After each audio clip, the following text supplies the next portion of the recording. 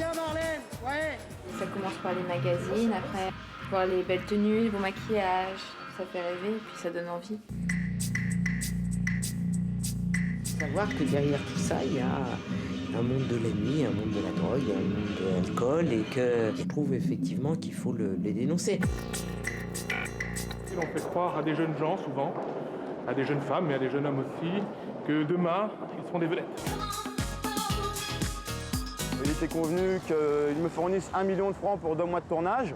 Puis je me suis aperçu très vite que c'était une arnaque. Tout ce qui est petite annonce dans les journaux, pour moi, c'est bidon. Ça, c'est au secours. Tu m'avais dit que c'était facile pour toi de fantasmer sur quelqu'un. Bon, c'est pas évident, t'es en pantalon et tout. Des fois, il faut coucher avec le réalisateur ou producteur pour dire d'avoir un rôle. Bon.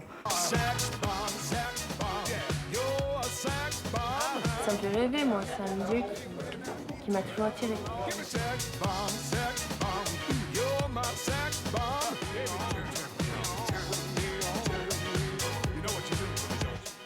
Bonsoir. Depuis une dizaine d'années, la starisation des top modèles a amplifié le sentiment que le succès est à la portée de tous. C'est vrai pour une infime minorité, mais c'est le plus souvent une illusion qui profite aux escrocs. La candeur des candidats à la gloire facilite en effet la tâche de certaines agences de casting peu recommandables. Toutes ne manient pas loin de là le miroir aux alouettes, même si la déception est généralement à la hauteur des espoirs que ces agences font naître. L'enquête du droit de savoir montre cependant que des centaines de personnes sont piégées chaque année en France. Un autre danger les guette, celui de sombrer dans la prostitution comme dans les pays de l'Est. Vous allez voir aussi que la loi française protège mal, et parfois pas du tout, ceux et celles qui poursuivent les escrocs en justice. Hervé Breck, Sylviane Schmitt et Bernard Monpère explorent les dessous du casting et enquêtent sur ces marchands de gloire. Très bien Marlène, ouais. Je m'appelle Marlène Guénard, j'ai 17 ans et je suis mannequin chez Elite. Allez, oui. En fait, c'est un peu comme toutes les filles qui rêvent de devenir mannequin. Ça commence par les magazines, après les filles qu'on voit à la télé pour défiler, voir les belles tenues, les beaux maquillages, ça fait rêver et puis ça donne envie. C'est bien, c'est pareil. Je l'ai trouvé lors du concours Élite, lors de finale de sélection régionale d'abord sur Rouen. Elle a participé à la finale régionale qui a eu lieu ici à Lille en juin, qui est ensuite partie à Milan et pour du travail depuis le mois d'octobre. Notre vie à Milan, c'est les castings. Le soir, on reçoit nos fax, on s'organise avec le casting qu'on reçoit. Alors le premier, on va le faire à telle heure, à telle heure. Puis le lendemain, on se lève tôt, on se prépare, on va faire nos castings. On fait la petite pause à midi, puis après on renchaîne. Et puis fin de journée, on est bien contente de rentrer.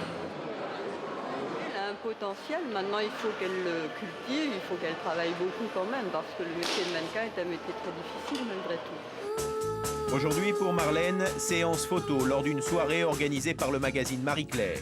Un monde de la mode qui se remet tout juste d'un cataclysme. Novembre 1999, en Angleterre, un reportage diffusé par la BBC, repris par toute la presse française, s'attaque aux agences de mannequins. Selon ce document, le monde de la mode serait livré depuis des années au sexe et à la drogue. Et à Marie-Claire, on se refuse à aussi faire croire qu'on n'était pas au courant. Parce que c'est vrai que les milieux de la mode n'ont pas découvert dans ce reportage que ça existait. Il faut savoir que derrière tout ça, il y a un monde de la nuit, un monde de la drogue, un monde de l'alcool et que bien sûr ça existe et je trouve effectivement qu'il faut les dénoncer. Un monde où régnerait aussi la loi du silence. En quelques heures, ce scandale annoncé devient l'affaire Élite. 3 dirigeants français accusés par le reportage sont aussitôt mis à pied. Embauchée par Élite un mois avant l'affaire, Marlène doit rassurer sa famille, et particulièrement son oncle. Il y a un an, c'est lui qui l'a conduit au concours Élite. Aujourd'hui, il est inquiet. C'est normal, à partir du moment où il y a quelqu'un de votre famille qui est concerné, enfin qui est proche du milieu, on peut se poser certaines questions, hein, surtout quand c'est médiatisé. Hein, on se fait du souci. Hein. Bon, c'est ma nièce, ça serait ma fille, ça serait exactement la même chose. J'aurais voulu savoir, tu sais, bon, bah, j'ai su, hein, comme tout le monde, ce qui se passait un peu là, à Milan, quoi. Enfin, ce qui s'est dit dans la presse et autres, quoi. C'est vrai que ça pose des soucis, quoi. Tu te dis, bon, bah, toi, t'es là-bas, je sais pas ce qu'il en est exactement, quoi. Si c'est, En fait, cette histoire-là avec la BBC, là, moi j'en ai entendu parler par un coup de téléphone. C'est ma bookeuse qui me disait évitez d'aller en boîte le week-end et tout, faut plus sortir du tout, parce que là on a eu des problèmes, puis elle nous a expliqué le cas. Et puis moi et les filles, on était comme ça, ah bon Il n'y a pas de filles que tu connais qui ont été ennuyées ou autre, quoi, au niveau de... les mecs ils diraient bon bah écoute, moi je peux te faire une carrière. Ah non, moi j'ai jamais avec moi, quoi. Non, moi je connais aucune fille qui a une histoire similaire, non, franchement. Les histoires de drogue, alors ça donne quoi? Ah bah la drogue, à mon avis, moi je me sens pas concernée, quoi. 4 mois après, le soufflet est retombé. Les 3 dirigeants d'élite ont été réintégrés. Aucune procédure judiciaire n'a été engagée contre la société. L'agence a même contre-attaqué. Selon elle, le reportage est tendancieux. Des plaintes pour diffamation ont même été déposées. Une affaire qui n'a pas brisé le rêve des jeunes filles. Elles sont toujours des milliers à se presser aux portes des agences avec leurs espoirs de flash et de défilé. Et pourtant, sur le chemin des castings, porte d'entrée vers la carrière, les pièges sont nombreux. Ils finissent parfois devant les tribunaux. Maître Yann Streff est l'avocat du syndicat des mannequins. Qu'est-ce que vous venez faire ici aujourd'hui? Eh bien, plaider. Plaider une affaire de casting. C'est-à-dire? C'est-à-dire une escroquerie, enfin une modalité d'escroquerie qui dure maintenant depuis une petite dizaine d'années, et par laquelle on fait croire à des jeunes gens souvent, à des jeunes femmes et à des jeunes hommes aussi, que demain, ils seront des vedettes. Pour accéder au monde des paillettes et de l'argent facile, ils sont en effet nombreux chaque année à se bousculer pour franchir le seuil d'agence de casting. Et là, on leur explique, écoutez, vous avez le physique de l'emploi. Je sens que vous êtes la future Claudia Schiffer. Mais vous comprenez, pour présenter vos dossiers, il faut qu'il y ait un book. Alors là, on commence à utiliser du vocabulaire d'autres jours. Un book, c'est un ensemble de photos. Alors on appelle ça un composite et on continue à utiliser des choses qui font un peu milieu, un peu branché. Le book ou le composite sont la carte de visite du mannequin. Avec un photographe sérieux, on peut obtenir de bonnes photos pour un prix n'excédant pas les 800 francs. Et à la fin, on le convainc de payer 3 000, 4 000 francs ces fameux books, ces fameux composites, c'est-à-dire quelques mauvaises photos. Et on a des gens qui se retrouvent totalement désillusionnés. Ils sont crus le lendemain à la télé, ils sont crus. Et rien, jamais rien. Pour comprendre comment autant de gens se font piéger, nous avons demandé à Alexandra, une jeune comédienne, de se mettre dans la peau d'une candidate à un casting. Première étape, les annonces dans les journaux gratuits, car cela commence souvent ainsi. Et alors qu'avec de vrais professionnels, il est très difficile, voire impossible d'obtenir un rendez-vous, avec ces agences, tout va très vite. Oui, bonjour, je vous téléphone parce que j'ai vu que vous recherchiez des jeunes filles pour des figurations et que vous acceptiez les débutants. Tu peux venir nous voir pour cette sélection? Oui, bien sûr. Tu peux venir avec une photo, tu te demandes. Et par contre, vu que je commence, j'ai pas du tout de photos. Vous avez la possibilité, vous, de me faire des photos? Éventuellement, mais bon, c'est pas notre métier. Vous pouvez juste me donner une idée de fourchette de prix que j'aurais à mettre pour faire des photos? Il y a tous les prix, quoi. Ça peut aller de 1000 à 10 000, quoi. Ah ouais, d'accord. Ok. Non, mais peut-être pour avoir vraiment quelque chose de sérieux, peut-être 3 000 francs. 3 000 francs? Ouais. Bon, bah très bien, lundi 11h de toute façon. Je vous remercie beaucoup, au revoir. 3 000 balles. Ils sont assez formidables. Ah, puis alors la musique derrière, j'adore. J'adore la musique derrière. Donc 3 000 francs, ça vous paraît cher? C'est énorme. Hors de prix. C'est hors de prix. À partir du moment où on vous demande de payer, il faut dire non, quoi, parce que c'est forcé. Il y a une arnaque au bout. Quand tu vas dans une agence pour faire un casting, tu viens pour faire un casting. Tu viens pas pour signer un chèque. Tu viens pas pour faire des photos. Si tu dois faire des photos, c'est parce que c'est une annonce pour faire des photos. Et là, les mecs cherchent des modèles, mais à aucun moment donné, tu dois payer, quoi. Alexandra et son amie Zabou suivent des cours de théâtre depuis 3 ans. Plusieurs castings à leur actif. Et un de plus aujourd'hui à la NPE du spectacle. On recherche des figurants pour une série télévisée. Il y a un CV derrière sur Non, j'en veux pas du CV pour ça, c'est pas la peine. Francis Rignot, le directeur de casting, voit passer des centaines de jeunes chaque année. Les traquenards de ce milieu, il connaît. Si j'ai un conseil à donner aux gens qui regarderont cette émission, c'est fuyez tous ces gens qui sont des arnaqueurs, qui prennent de l'argent à des gens qui cherchent du boulot, qui sont des fois dans la merde et qui en fait ne travailleront jamais avec ces gens-là. Parce que moi j'en ai tous les jours qui m'appellent chez moi en me disant voilà, on m'a fait faire un book, ça m'a coûté 3000 francs, et je comprends pas, on m'avait dit que je travaillerais tout de suite, et ça fait 6 mois, j'ai jamais rien eu. Tout ce qui est petite annonce dans les journaux, pour moi, c'est bidon. Recherchons figurants pour films, téléfilms, pubs, etc.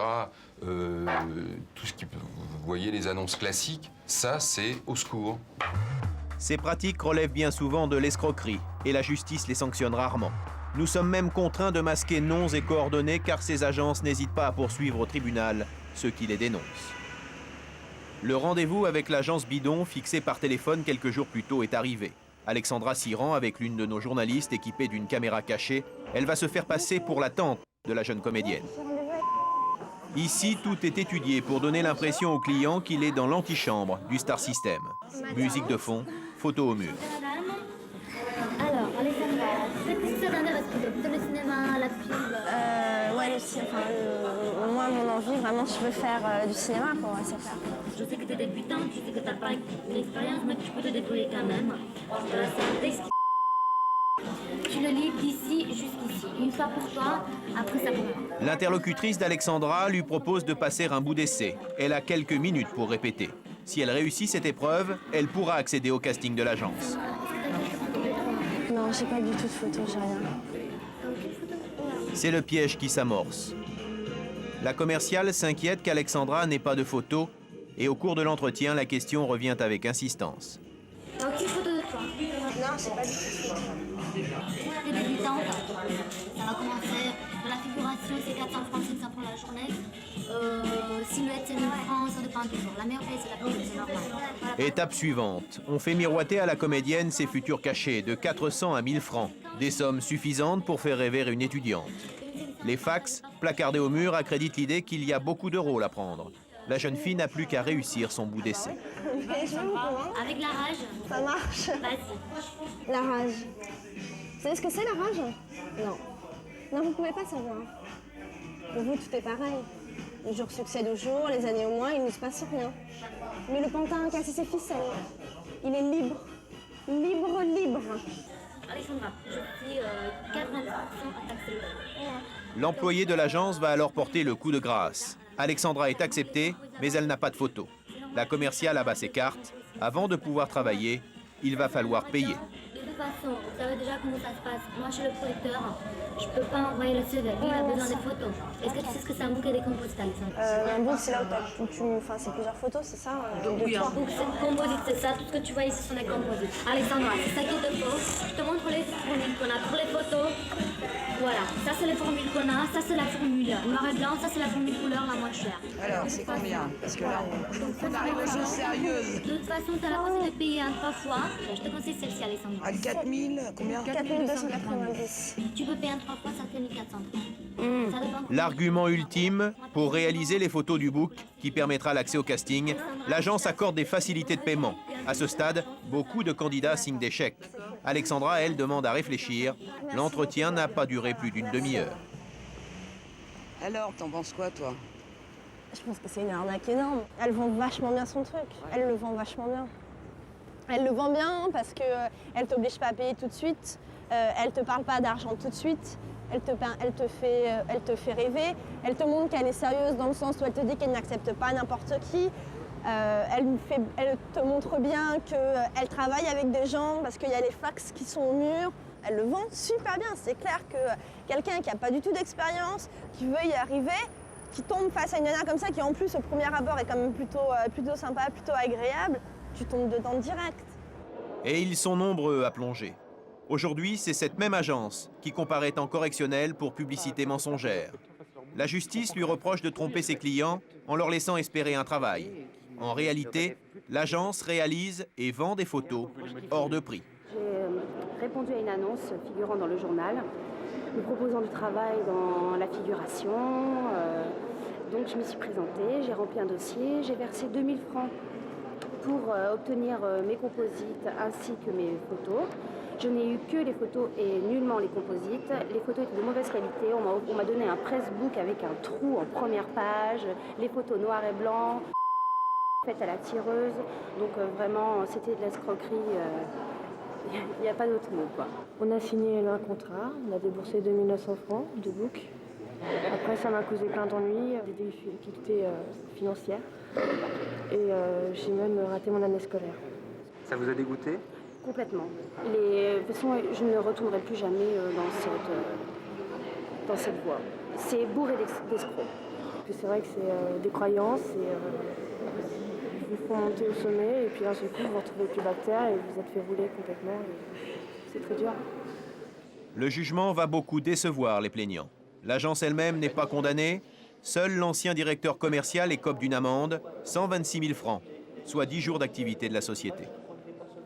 Qu'est-ce qu'il va faire? À votre avis? La bonne blague continue? Enfin, moi, à sa place, c'est ce que je ferais. Enfin bon.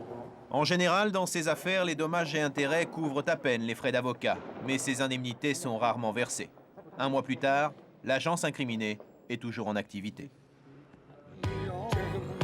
Si les jeunes sont des proies faciles, c'est qu'ils n'ont aucune relation, aucune idée sur la manière d'accéder à ce milieu. L'une des portes d'entrée de ce métier, le concours. Plus besoin de se déplacer, là, ce sont les professionnels qui viennent repérer les talents. Nous sommes dans une discothèque, proche d'Aix-les-Bains, un vendredi soir. Un magazine spécialisé dans les castings organise une sélection pour un concours de mannequins. Ce mensuel est aujourd'hui la bible des ados qui rêvent de devenir Claudia Schiffer ou Leonardo DiCaprio. On va commencer avec Rémis, distribue les petites fiches. Cet homme de 29 ans est le directeur du journal. Pour lui, cette année marque un anniversaire important. 10 ans. Oui, les 10 ans. 10 ans, ouais. Donc, ouais, ça fait, j'en ai vu quelques-uns des jeunes qui, pour certains, marchent bien maintenant. Ce concours, c'est le plus grand casting de France. Une centaine de soirées, chaque année, près de 2000 garçons et filles passés à la loupe. Ça peut être vraiment un pied à l'étrier. Pourquoi? Parce que d'abord, on vient vers eux, c'est pas le contraire, parce qu'ils n'ont pas tous la possibilité d'aller à Paris pour faire des castings. Et puis souvent, quand ils sont demandeurs, ils sont jetés. Ce soir, 14 jeunes filles ont décidé de tenter leur chance. Vous allez défiler naturellement, comme si vous marchiez dans la rue. Hein, faites pas les trucs, machin, etc. pour l'instant. Et puis ce soir, il y aura une gagnante qui sera invitée pour la grande finale à Paris, qui aura lieu en début d'année prochaine. Ça me fait rêver, moi. C'est un milieu qui m'a toujours attiré. Mais pourquoi? Parce que, tout simplement, si rien que pour la présélection, ça se trouve, on va être remarqué par quelqu'un, et là, on aura peut-être une chance d'arriver un peu plus haut, quoi. Voilà. C'est déjà ça qui... Là, on plane, quoi. On plane, C'est parfois aussi le rêve des parents qui se réalise. Moi, j'ai touché un petit peu à ça il y a bien sûr de nombreuses années en arrière, avec un club de danse en fait.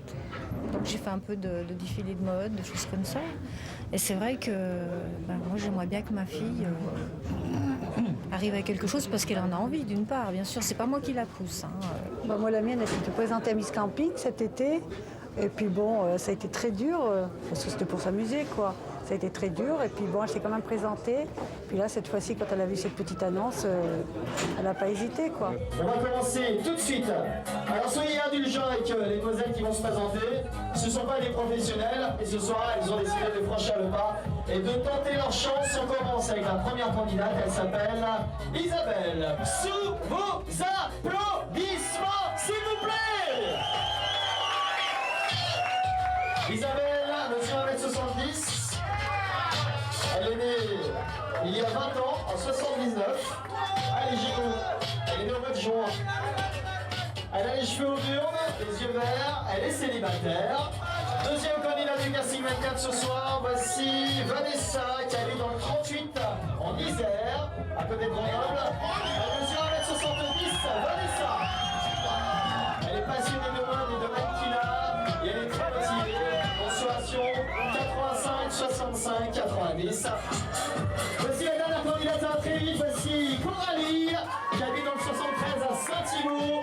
Elle veut devenir mannequin, ça sera un rêve pour elle. Elle a 17 ans tout juste, elle mesure 1m80, elle s'appelle Coralie.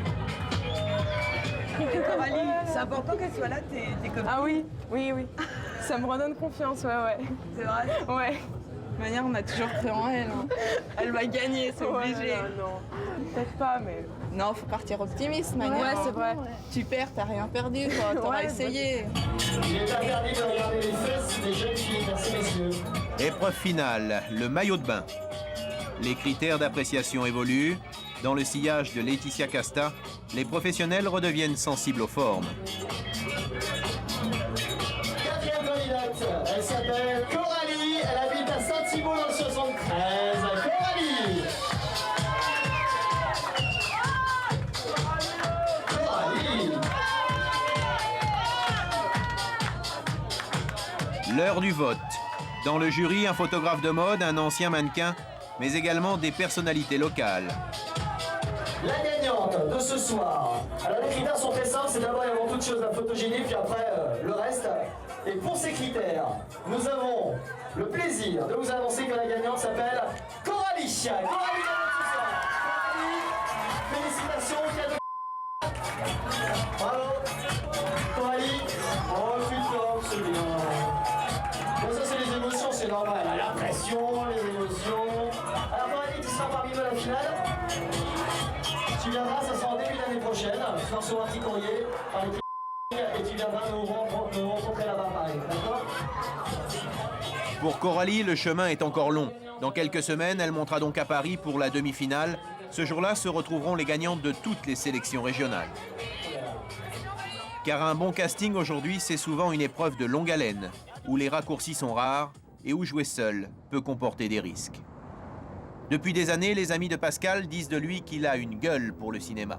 Il est au chômage, n'a rien à perdre. Une agence de casting installée sur les Champs-Élysées recherche des nouveaux talents. Il se présente. Tout s'est enchaîné, ça a été très vite. Ils m'ont dit, écoutez, tu as le type européen. Ils m'ont pris mes mensurations. Tout correspondait à la perfection. Pour toi, c'est New York, Londres, la Californie, les défilés, Hugo Boss, Versace. Enfin, tout ce qu'on peut appeler l'embellie, le rêve. Pour décrocher l'Amérique, Pascal investit. Un book qu'il paye 5 000 francs. Une garde-robe à hauteur de ses espoirs, 8 000 francs qu'il emprunte à des amis. Et le rêve se poursuit. Cette fois-ci, on lui promet la télévision, Hollywood, des dollars. Ensuite, ils m'ont proposé un tournage pour la chaîne CBS Sitcom qui se trouve aux États-Unis pour tourner un court-métrage qui raconte la vie des Français qui débarquent aux États-Unis. Il était convenu qu'ils me fournissent 1 million de francs pour 2 mois de tournage. Et puis il s'est avéré qu'après ils m'ont demandé une caution de 50 000 francs correspondant à la caution, au voyage et aux frais d'hébergement une fois arrivé sur place. Et puis je me suis aperçu très vite que c'était une arnaque, car le contrat ne tenait pas debout et puis rien ne prouvait, rien ne précisait comment je serais payé une fois arrivé aux États-Unis, par qui, comment. Enfin, la véritable arnaque. Le sitcom en question n'a jamais existé. Pendant plus d'1 an, cette société répète le même scénario avec tous ceux qui poussent la porte. À combien d'entre eux réussit-elle à extorquer 50 000 francs? Difficile à estimer. Frédéric, une jeune étudiante tourangelle, a elle aussi payé son book. À l'époque, elle vit son rêve sans méfiance.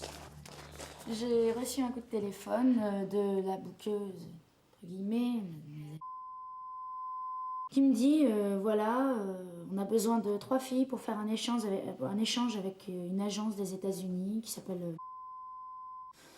Et faudrait que tu avances une certaine somme d'argent. C'est pour être sûr que tu viennes, puisque comme ça se passe pendant les fêtes de Noël, ils ont eu à une époque pas mal de filles qui se sont désistées au dernier moment. Donc tu avances une somme d'argent, en échange tu défiles pendant 3 semaines à Miami. Tu es payé, c'était combien, 150 000 francs, et tu gardes les vêtements du défilé. Il peut y avoir du Gap, du Jean-Paul Gaultier, enfin que des marques connues. Donc il fallait avancer 36 000 francs et quelques. Oui. 36 390 francs. Voilà. Frédéric n'a évidemment pas cette somme. Elle sollicite son père. Celui-ci flaire l'arnaque, mais il veut en avoir le cœur net. J'ai adhéré à 15%, quoi. Mais je voulais aller au bout de toute façon, parce que sentant le traquenard, ça m'intéressait beaucoup. Oui. Si j'étais pas allé au fond du dossier, on n'aurait jamais su. Elle aurait mis 5 ans à se poser des questions. Après, peut-être toute sa vie à se dire, si ça se trouve, ce jour-là, j'ai raté quelque chose de bien. À ce stade de l'affaire, Frédéric et son père ont donc versé plus de 36 000 francs. Pourtant, aucune nouvelle du défilé en Floride. Jusqu'au jour où le téléphone sonne de nouveau. C'est un jour qui m'a rappelé, qui m'a dit Frédéric, le voyage aux États-Unis n'a pas pu se faire, mais mon patron a une très bonne proposition à te faire. C'est très important pour toi, c'est une très bonne nouvelle. Je peux rien te dire de plus, seulement il faut que tu le rencontres le plus vite possible. Et donc, Là, sur ce, le soi-disant patron de téléphone et m'explique cette proposition de sitcom à Los Angeles où j'étais censée donc être payée 900 000 francs. Seulement pour partir là-bas, il fallait avancer une somme en plus des 36 000 francs, aux environs de 15 000 francs en plus, pour payer les frais du voyage, le logement sur place. Donc bon, là, nous, ça faisait déjà longtemps qu'on était au courant qu'il partait complètement dans tous les sens, qu'il n'y avait pas d'agence, que c'était n'importe quoi. Le père de Frédéric décide de récupérer son argent. Il abreuve l'agence de lettres commandées et alerte les services de la répression des fraudes. Aujourd'hui, Pascal, lui aussi, a décidé de se faire rembourser sa mise. Sa méthode, pas de courrier, pas de répression des fraudes, mais une visite sur place. Il accepte que nous l'accompagnions. L'adresse correspond à un centre d'affaires. Certaines entreprises y installent leurs bureaux, des bureaux parfois loués pour une journée seulement. C'est chic et discret. Je souhaiterais voir madame de l'agence. Elle est plus là. Il n'y a plus personne de l'agence. Ils sont plus chez vous depuis quand? Ils sont plus chez nous depuis un mois. Je sais pas où à peu près. On a téléphoné, nous, avant-hier, il y avait encore quelqu'un qui répondait. Nous, on répondait. C'était nous. Eux-mêmes, ils sont partis sans vous régler. Ils vous devaient une certaine somme d'argent due à la location du bureau. Donc ils sont partis aussi en vous escroquant, quoi, Et en fait. Ils sont partis en nous arnaquant. Donc moi, j'ai dit peut-être que dans un mois, ils vont le temps de se retourner et puis pas de nouvelles. Donc maintenant, je sais que je ne vais plus les voir, c'est tout. D'accord. La société était domiciliée ici. Le siège social était ici. L'antichambre de l'Amérique, c'est cet unique bureau. Comme toutes les sociétés de casting bidon, celle-ci aura vécu à peine plus d'1 an. Le temps que les autorités ou quelques clients mécontents commencent à se manifester. Non, moi je suis pas. Au début, c'était effectivement une activité de casting. Donc au début, il y a des gens qui venaient, et puis après, moi je peux pas gérer toutes les activités. J'ai franchement autre chose à faire. Donc apparemment, ils ont pris la fuite, ils sont partis, quoi. Exactement, elle est partie, tout à fait. Elle est déménagée un week-end, puis rien. Donc ça prouve bien quelque chose. Oui, peut-être, oui, effectivement. Bah oui, ça prouve, forcément. Elle ne serait pas partie à la fiche de toi. D'accord. Ici également, les visages des employés de ce centre d'affaires sont masqués. Elles n'ont rien à voir avec l'agence, mais ce sont elles aujourd'hui qui doivent faire face à tous les anciens clients grugés par la société en fuite. Des agences fantômes de ce type, il y en a aujourd'hui dans les grandes villes de France. Le nombre de leurs victimes est impossible à évaluer, peu de plaintes, et quand les candidats veulent réagir, ils doivent seuls en assumer les conséquences. Sur le moment même, j'avais un peu de dégoût, parce que bon, étant moi-même au chômage, j'avais eu certaines idées, je pensais à un tas de choses, à acheter un petit appartement, aider financièrement ma mère.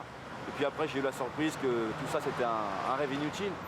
Il faut dire que dans une affaire comme ça, tous les éléments sont réunis pour tomber dans un traquenard. Entre le vide juridique, parce que les lois sont inexploitables. D'ailleurs, c'est pas tout ce qui touche le droit aujourd'hui. Si c'est une petite affaire de quelques milliers de francs, ça n'intéresse personne. Donc à partir de là, puisque ça n'intéresse personne, personne s'en occupe. Et si des gens comme les gens dont on parle prélèvent 5 000 francs par-ci, par-là, chaque personne ne se défendant pas, ils sont les rois du pétrole. C'est là où ils sont dangereux parce que ils poussent tellement les gens, ils jouent tellement comme ça sur les sentiments et les rêves des personnes qu'en fait, il y a des gens qui sont prêts jusqu'à s'endetter auprès de leurs banquiers, prendre des crédits pour leur avancer de l'argent qu'ils ne reverront pas, et d'autres qui sont prêts à arrêter leurs études, comme moi par exemple. Je dis à l'école d'infirmière, là par exemple, j'arrête, se dire que je perds minimum 1 an parce qu'il faut que je repasse le concours, sans garantie de l'avoir. Alors je l'ai pu, après je fais quoi? Gare de Lyon, un samedi matin d'hiver. Coralie et ses parents arrivent pour la première fois à Paris. Coralie, c'est la gagnante de la sélection régionale du concours de mannequins organisé en Savoie un mois plus tôt. Ce matin, c'est la demi-finale nationale dans une discothèque proche de la place de l'Étoile. S'il vous plaît. Merci. Je suis préparée comme ça. Tu es préparée comment? Psychologiquement déjà. Au fait que j'allais aller à Paris parce que ça impressionne quand même. Moi, ça m'impressionne. Vous notez tout ce qu'il y a dessus. D'accord, très bien, merci. Pendant l'attente, les jeunes filles s'observent, évaluent leurs chances. Salut. C'est sûr, on regarde pour savoir. Bon, elle est belle, elle. Bon, bah, peut-être qu'elle pourrait passer. Elle est plus belle que moi, elle est moins belle que. Ouais, c'est normal. Il y a de la concurrence toujours. On ressent les regards sur nous quand même. Puis je pense que les autres filles aussi, elles ressentent les regards que je porte sur elles. Donc la présélection va durer environ 2 petites heures. Vous allez passer devant nous, ici. Soyez cool, ne foncez pas lorsque vous venez à nous et lorsque vous faites des allers-retours. Prenez votre temps, vous avez fait de la route, vous êtes là depuis un petit moment, alors profitez de l'aller-retour que vous allez faire. On m'appelle Audrey Louis.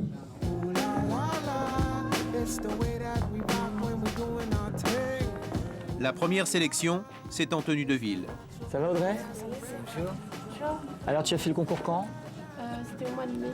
Où ça? Au Fox. Très bien. Tu as déjà été voir des agences de mannequins? Pourquoi ça n'a pas marché? J'avais des boutons et parce qu'ils me trouvaient un peu large. Faut pas exagérer. Si vous êtes grosse, là qui ont des questions à se poser. C'est pas que je me regarde. Elles sont venues à Paris, elles sont devant un jury, on les regarde. Elles sont un peu à l'école là. C'est le bac de la beauté. Donc c'est pas évident, on est un peu stressé. Normal. Le jury parle beaucoup avec les candidates. Aujourd'hui, quand on recrute un mannequin, on ne se contente pas d'un physique de rêve. Effectivement, la beauté, c'est très très important. La mensuration, bien évidemment aussi. Mais 50%, c'est la personnalité. Si la fille n'a pas de personnalité, si elle n'a pas quelque chose qui dégage, ça ne marchera jamais. Voilà. Yo, Samantha Emmanuel. Pour pouvoir défiler, un mannequin femme doit mesurer plus d'1,75 m. Très tendance, un visage très tendance. Elle est un peu petite. Tu mesures vraiment 1m70 à plat? 68. D'accord. Ah, honnête, Oui, elle est mignonne. c'est bien de le dire. Mignonne, la puce. Coralie. Bonjour. Bonjour Coralie. Ça va? Oui, ça va bien. T'as l'air stressée? Un petit peu, oui. Imaginons aujourd'hui, tu es sélectionnée pour la finale. Est-ce que tu vas pleurer encore? Peut-être. Je peux pas vous garantir, je vais pas pleurer, mais... Tu t'émotives? Ouais, c'était émouvant, elle a versé une petite larme. Mettez un peu tes cheveux en arrière, ma puce. Alors que je regarde un peu dans le plus, tiens les plus. Tiens-les comme Tiens, là, si qu'on va tu baisser les faisais oreilles. Voilà, petite boucle d'oreille. Voilà, c'est bien. Donc on va rappeler certaines d'entre vous. Vous allez vous mettre en maillot de bain. Esther Dubuche, Simona, Coralie. Elles ne seront qu'une quinzaine retenues pour la dernière épreuve, le passage en maillot. Martina, elle est très jolie, passe bien en photo. Elle est super belle. Merci Martina, bravo. 16 ans, 1m75, parfaite. Eva. Un petit soleil, c'est petit. Merci Eva. Barbara. Ouais. Oh là là là là là. Alors 20 ans, 1m77. Oh là là là là là là là. 5 candidates sont sélectionnées immédiatement. Pour les autres, il y a discussion. C'est toujours les dernières qui sont les plus difficiles à choisir. Ouais, parce que là, on est en haut de la pyramide presque. Ouais. Alors c'est dur, hein. Il faut grimper jusqu'en haut. Elle a plus de possibilités que la petite là. Oui, non, mais elle est photogénique celle-là. Hein. Oui, elle est photogénique. La petite là. Elle mesure combien? Tu sais pourquoi? Tu sais pourquoi? 72. Et tu sais pourquoi? Parce que celle-là, elle te paraît fade. Non, puis elle est un peu tristoune, mais je suis sûr qu'elle est pas mal. Elle manque de plein de choses. La maturité. Elle manque de maturité, elle manque de plein de choses. Elle me fait peur. Je dis pas que peut-être l'année prochaine, avec un peu plus de... Mais là, pour le moment, c'est... 1m80. Pour prendre sa décision, le jury demande à revoir 4 jeunes filles. Qu'on vous voit toutes les 4 ensemble devant nous. Avancez-vous un petit peu toutes les deux. Ça va, c'est pas possible. C'est impossible.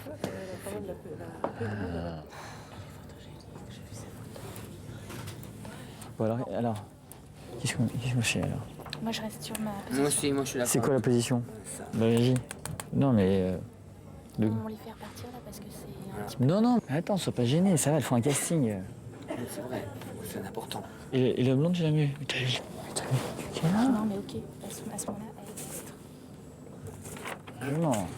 Ok, merci les filles. Merci les filles, merci beaucoup. Elle reste en maillot de bain. Dans le public, une allusion. Le jury aurait regardé ces jeunes filles comme du bétail. En coulisses, les postulantes ne sont pas toutes de cet avis. Quel effet ça vous a fait à la fin là, de revenir toutes les 4? Parce que qu'est-ce que vous ressentiez quand on vous regardait? C'est un peu dur à expliquer. Un peu gênant. Enfin, on nous regarde, on nous juge comme des bêtes. Enfin, on nous regarde, on se pose des questions, on se dit est-ce qu'on est bien ou... Où il est le défaut? Voilà, exactement. Faire gagner et pas une autre, voilà. Sélectionner pas une autre. Qu'est-ce qu'elle a? Qu'est-ce qu'elle a qu'elle a pas? Laquelle est mieux? Laquelle on prend? On se sent un peu comme un objet ou pas, là? Ah, en quelque sorte. Moi, je suis pas d'accord. Je pense pas que le mot bétail soit approprié. Pas du tout. Qu'est-ce que tu emploierais comme autre mot? C'est un jugement sur le physique et on est là pour ça. Et donc, faut pas après dire non, je suis pas d'accord. Voilà, c'est tout. Et ce qui est rigolo, c'est que tout à l'heure, on va faire les garçons, mais on va pas penser au mot bétail. Ce sera pas pareil. Je sais pas, on n'a pas les mêmes réflexes, filles, garçons. Et tout à l'heure, les garçons, non, on va pas avoir la sensation que c'est du bétail. Pourtant, ils vont défiler de la même façon, ils vont être en maillot de bain de la même façon, mais on va pas imaginer la même chose dans nos têtes.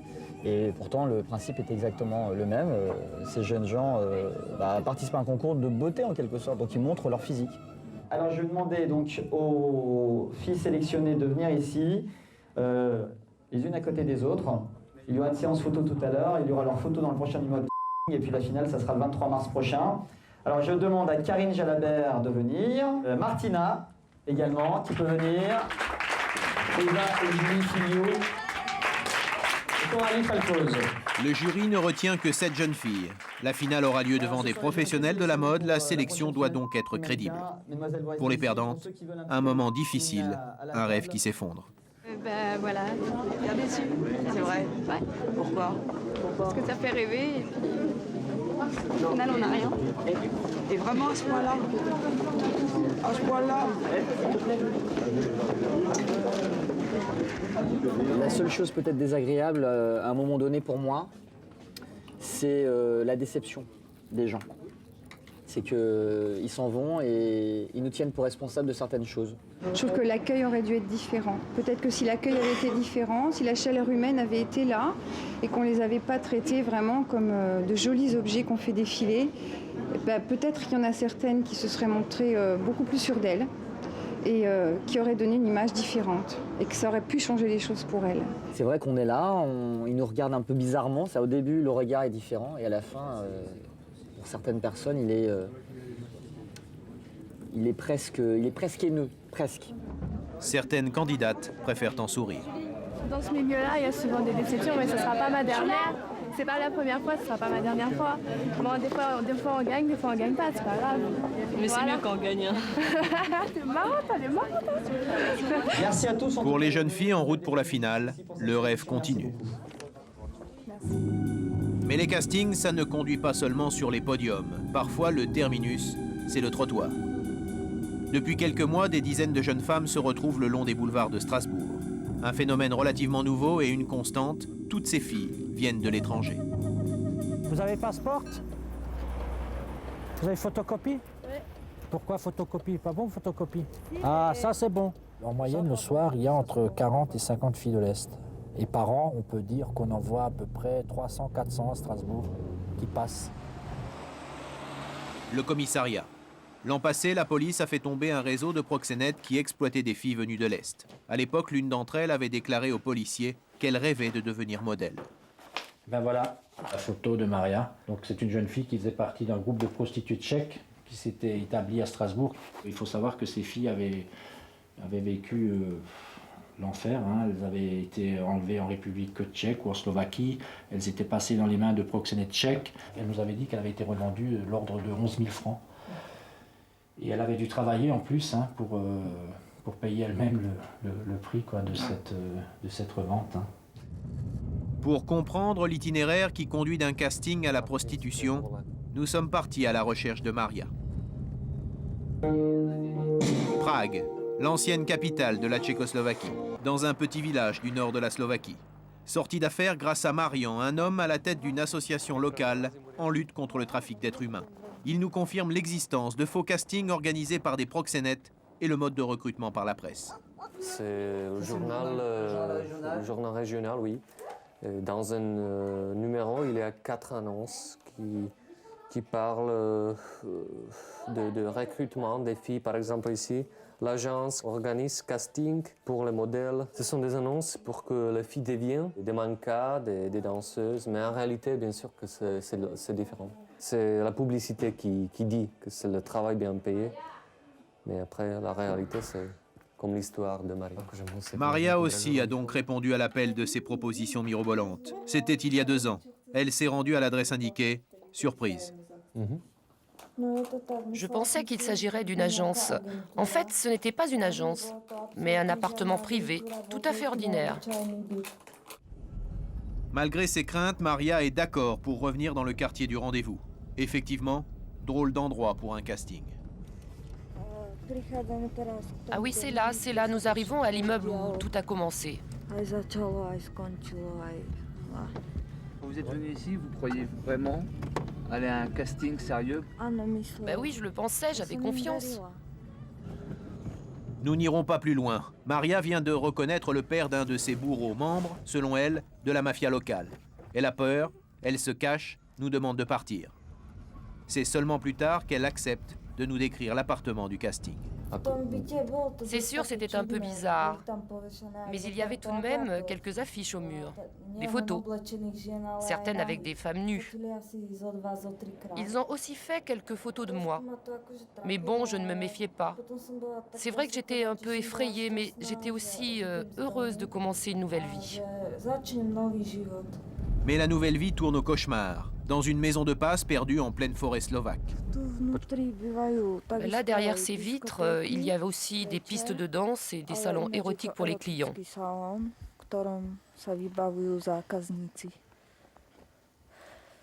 Et ici, qu'est-ce qui t'est arrivé? Ici, j'ai été obligée de me prostituer. Je devais me soumettre au moins à 20 ou 25 clients par jour. Pour des milliers de jeunes femmes, le rêve se termine dans ces maisons de passe, puis sur un trottoir en Europe occidentale. Pour beaucoup d'entre elles, tout a commencé par l'illusion d'un casting. Si on voit les statistiques officielles, l'an après an, chaque an, ça augmente. À peu près l'année dernière, c'était 18 cas officiellement enregistrés par la police. Mais bien sûr que les cas en réalité sont, je ne sais pas combien, mais 10 fois ou 20 fois plus. Est-ce que les autorités slovaques essayent de lutter contre ces proxénètes qui organisent des castings bidons? Oui, ils essayent, mais c'est toujours difficile. Vous savez, le mafia, c'est un réseau qui est très bien organisé. Et trouver des grands poissons, comme on dit, c'est vraiment difficile. Ce que j'ai envie de faire maintenant, c'est de trouver un travail, même comme femme de ménage. Et aussi de trouver un bon mari, de fonder un foyer et d'être heureuse. Olivia Del Rio veut trouver des inconnus. Le casting n'a pas lieu sur un plateau de tournage. Il se déroule dans une chambre d'hôtel. Je sais que c'est très dur d'être professionnel. Puis bon, c'est pas mon but, forcément mon but, mais bon, j'aimerais bien au moins essayer une fois. Quand tu regardes les cassettes, tu te mets à la place des acteurs? Ouais, souvent, oui. Ouais. Enfin, j'essaye, disons, dans ma tête. Mais c'est vrai qu'une fois qu'on y est, enfin j'ai déjà fait 1 ou 2 castings, c'est vrai que c'est pas toujours évident, quoi. Mais bon, ouais. C'est vraiment un coquin. Ouais, je suis un peu, pas vicieux, mais bon, c'est vrai que ça m'attire beaucoup. En fait, nous, notre casting, ça fonctionne comme ça. On va essayer de voir comment tu gères ton physique, de voir si tu es capable d'avoir une belle érection. Ouais, ça va être... on va voir. Hein. Tu m'avais dit que c'était facile pour toi de fantasmer sur quelqu'un. Ouais. Alors... Bon, c'est pas évident, t'es en pantalon et tout. Dans notre casting, on a essayé de le mettre dans une situation la pire. Un garçon doit être en état de fonctionnement, pour ne pas dire autre chose. Et si, admettons, ça fait 1 heure ou 2 heures que la scène a commencé, il faut qu'il soit encore capable, 1 heure ou 2 heures après, de pouvoir se concentrer pour pouvoir continuer la scène ou recommencer la scène. Il y a des arguments. Hein. Quoi? Tu fantasmer? Si la fille avec qui il travaille ne lui plaît pas, ou s'il n'est pas sympathique avec lui, ou s'il a eu des problèmes avant d'arriver sur le plateau, etc., il faut qu'il puisse faire abstraction de ça et être en position au moment où il le faut. J'essaye un peu. Hein. Quand je te regarde dans les yeux, je pense au sexe. Ah bon? C'est pour ça que là, c'est un effort. Là, parce que... On va te laisser respirer. C'est bien. Pas de problème. Ça fait Olivia. Casting difficile pour Olivia Del Rio. Ces annonces dans la presse spécialisée ont surtout attiré des hommes. Pour cette journée de rendez-vous, sur 7 candidats, une seule femme, Delphine. Sa carrière démarre juste et c'est pour elle une aubaine de rencontrer une vraie star du porno. Elle va m'apprendre beaucoup de choses, certainement. Des petites choses que je connais pas, il y a des petits trucs des fois, des petites positions qui vont franchement me faire évoluer énormément. Où on est faite pour le rôle, où on l'est pas, c'est tout. Dans notre casting, ce qu'on a voulu éviter, c'est que les gens qui viennent à ce casting pensent qu'on profite d'eux. On a absolument voulu que ça soit un casting le plus professionnel possible, c'est-à-dire qu'on juge les gens sur leur physique, sur peut-être un petit peu aussi sur leur personnalité, pour voir s'ils sont quand même vraiment motivés. C'est un vrai casting, qui effectivement, comme tous les castings, n'est pas rémunéré, mais on ne tirera rien de manière mercantile de ce casting. Tout le monde n'a pas ses scrupules. L'une des arnaques les plus répandues dans le milieu consiste à tourner de vraies scènes sous le prétexte d'un casting. Jérôme, l'un des candidats d'aujourd'hui, en a fait l'expérience. J'ai répondu à une annonce sur Minitel pour un casting et je suis allé à ce casting. Donc il y a eu une sélection. Ensuite, ils nous ont proposé directement de tourner une scène avec l'actrice. Ils ne nous ont pas précisé si c'était un essai ou si ça allait être mis en boîte directement. J'ai pas été rémunéré. La cassette est sortie dans le commerce. Je suis dessus sur la jaquette avec un pseudonyme. On m'a même pas demandé mon avis. Et donc j'ai acheté le film. Je suis allé dans un sex shop acheter le film parce que je voulais quand même avoir un exemplaire du produit que j'avais fait, quoi. Mais c'est pas le réalisateur ni l'équipe qui m'a appelé pour me dire d'abord on va te rémunérer et ensuite on va te donner une cassette quand même. Non. Pour le film d'Olivia Del Rio, Jérôme ne sera finalement pas retenu. On arrive à l'Arc de Triomphe. Mercredi 22 mars. Demain soir, c'est la finale du concours de mannequins de Casting Magazine. Coralie, la Savoyarde et ses parents sont à nouveau à Paris. Le monde qui est dans les rues. À Chambéry, il y a longtemps que c'est tout fermé. Il n'y a plus personne. Pour sa deuxième venue à Paris, Coralie a un souhait. Voir les maisons des grands couturiers. On n'a pas l'habitude de voir ça tous les jours, ça c'est sûr, tu m'étonnes. J'aime bien les couleurs. 8005. C'est inaccessible, c'est beau à regarder. Pour moi, c'est beau. Je n'avais jamais vu de si près des magasins de haute couture. C'est la première fois. Tu m'imagines des fois que je suis à la place. C'est ce que j'aimerais faire, mais peut-être qu'un jour j'y arriverai, je sais pas.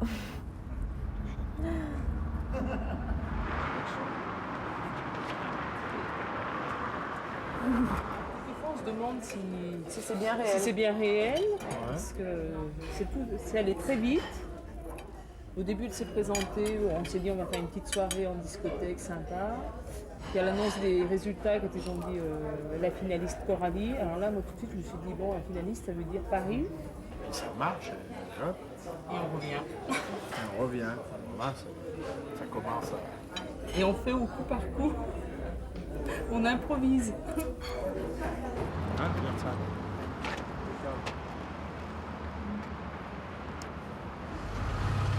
Le grand jour est arrivé. Un soulagement pour Michael Fox. Et pour les parents des candidates, la fin d'une angoisse. Depuis 2 semaines, en effet, ils ne cessent de téléphoner à l'organisation. Pour eux aussi, c'est la finale. Je pense que c'est un souvenir à vie pour eux et c'est une grande aventure. Alors d'abord, c'est pas des vacances, ils viennent pas pour se décontracter, etc. Ils viennent vraiment pour vivre quelque chose de fort et pour découvrir un métier. Alors ils vont tous être avec les appareils photo, les caméras, ils vont rediffuser ça chez eux à tous les Noëls, de génération en génération. Mais c'est une aventure grandiose. Champs-Élysées, l'endroit choisi pour la soirée. Répétition. Il est important de bien vous tenir droit, de ne pas regarder par terre et ne pas regarder en l'air, parce que tout à l'heure je vous ai vu. À nous, doucement, doucement, doucement, ta tête, doucement, doucement, doucement, c'est bon, ça va, allez, c'est pas trop mal. Parfait, parfait, parfait. Voilà, et là t'as un visage qui est droit. Tu peux sourire, hein. T'as fait mal. Allez, c'est bon, mais c'était bien, hein, tu as bien sorti.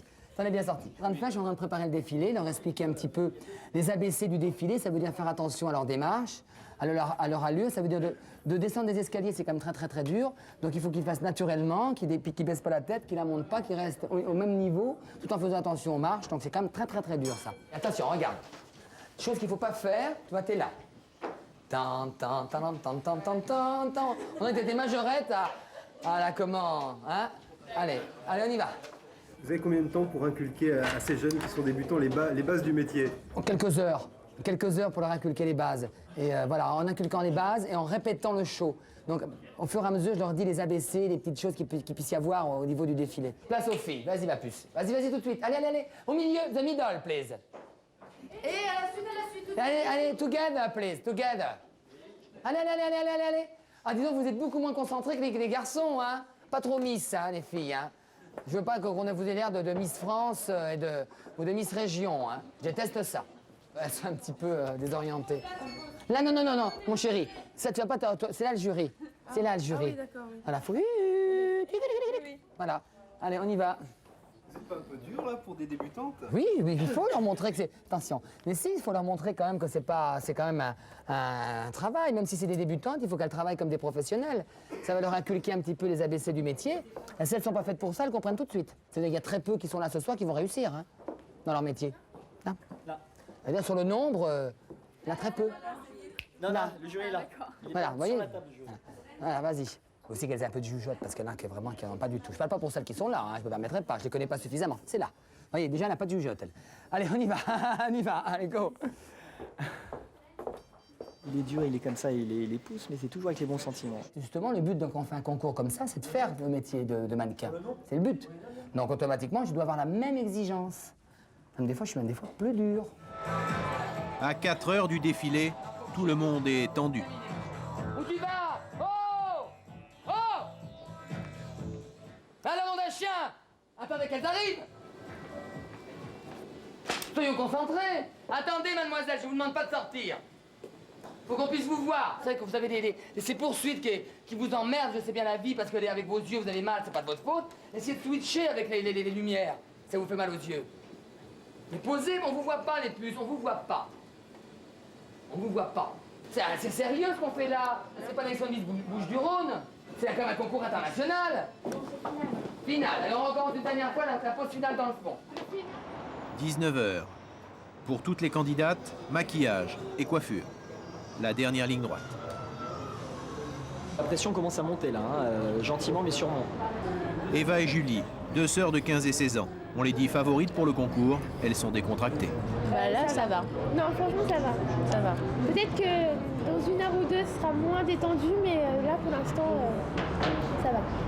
Un peu de fatigue et puis le stress, il commence à monter aussi, la peur de faire une erreur, de se tromper dans la chorégraphie. Surtout que il y aura beaucoup de monde, donc c'est impressionnant.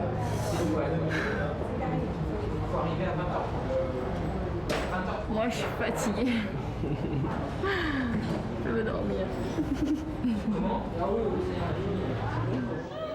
22h, l'heure H.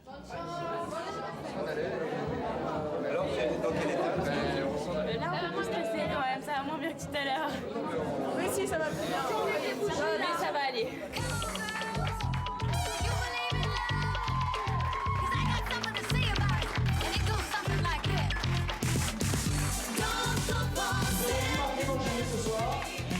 Ce soir, dans le public, les représentants de 12 agences parisiennes de mannequins. Ils sont là pour faire leur marché. Quelle que soit leur place dans le concours, toutes les candidates ont une chance de décrocher un contrat.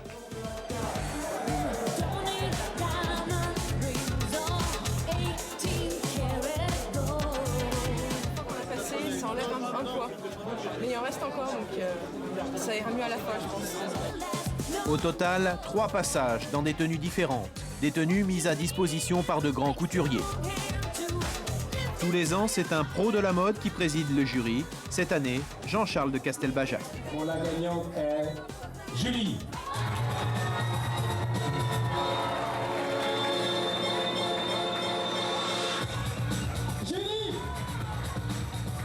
Coralie retrouve ses parents. Pour elle, pas de déception. Elle n'est pas sur le podium, mais parvenir jusqu'à la finale de son premier concours, c'est déjà un aboutissement. Cet hiver, elle postulait dans une boîte de nuit d'Aix-les-Bains. Aujourd'hui, les premiers contacts professionnels s'offrent à elle. Eh bien, j'ai pas été sélectionnée, mais ça m'a pas empêché d'avoir, de gagner une séance de photos pour la semaine prochaine. J'ai eu un contact avec une agence. Ce soir, il y avait beaucoup d'agences présentes. Les 2 jeunes filles qui ont gagné, par exemple, qui sont deux sœurs, ont définitivement un potentiel. Dans tous les domaines, la vie est un concours perpétuel. Donc c'est une question de volonté. C'est pas toujours ceux d'ailleurs qui sont forcément et les plus beaux, les plus talentueux qui réussissent, mais ceux qui sont les plus déterminés. Et je crois que c'est une bonne métaphore sur simplement le fonctionnement de la vie.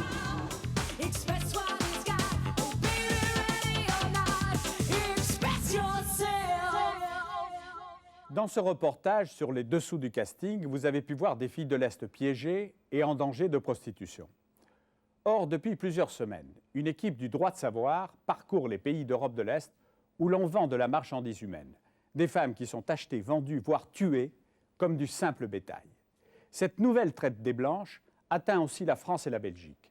Cette enquête conduite par Emmanuel Ostian et Jean-François Monet, je vous la présenterai très prochainement. Bonsoir.